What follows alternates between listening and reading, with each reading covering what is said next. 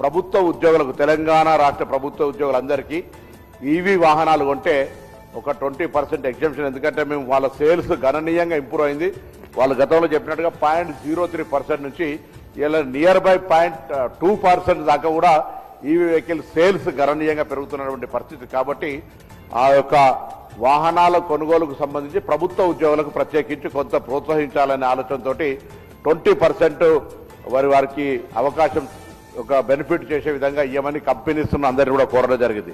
అదేగాక గౌరవ ఉప ముఖ్యమంత్రి గారు ఇక్కడ ఉన్నారు. అనేకమైనటువంటి రెన్యూవబుల్ ఛార్జెస్, దాని తర్వాత రెడ్కో ఇతరత్ర సంస్థల ద్వారా ఎలక్ట్రిసిటీకి సంబంధించిన చర్యలు చేపట్టే సందర్భంగా నేను వారిని కోరుతా ఉన్నా. ఈరోజు రాష్ట్ర ప్రభుత్వం కానీ లేదా పాఠశాలలకు సంబంధించినటువంటి బస్సులు కానీ ఎంఎన్సీ కంపెనీలు ఫార్మా కానీ ఐటీ కానీ ఇతరత్ర కొనుగోలు చేసే సందర్భాల్లో కూడా 25% నుంచి 50% వాళ్ళ అవసరాలను బట్టి ఈవీ బస్సులు కొనే విధంగా ఒక నిర్బంధంగా వారికి ఒక విధానం తీసుకొచ్చే ప్రయత్నం చేస్తున్నాం. ఎందుకంటే ఢిల్లీ చూసిన తర్వాత ఈక్యూఐ ఎయిర్ క్వాలిటీ ఇండెక్స్ చూస్తే ఢిల్లీని చూసి ఇవాళ బ్యాక్టీరియా ఇవాళ పత్రికల్లో కూడా ఉంది.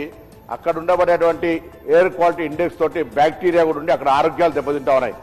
భారత రాజ్యాంగ వ్యవస్థ రాష్ట్రపతి గారి నుంచి మొదలు పెట్టుకుంటే ప్రధానమంత్రి మొత్తం వ్యవస్థ పార్లమెంటుతో సహా ఉన్నా అక్కడ చెడిపోయిన వాతావరణాన్ని కాపాడుకోలేకపోతా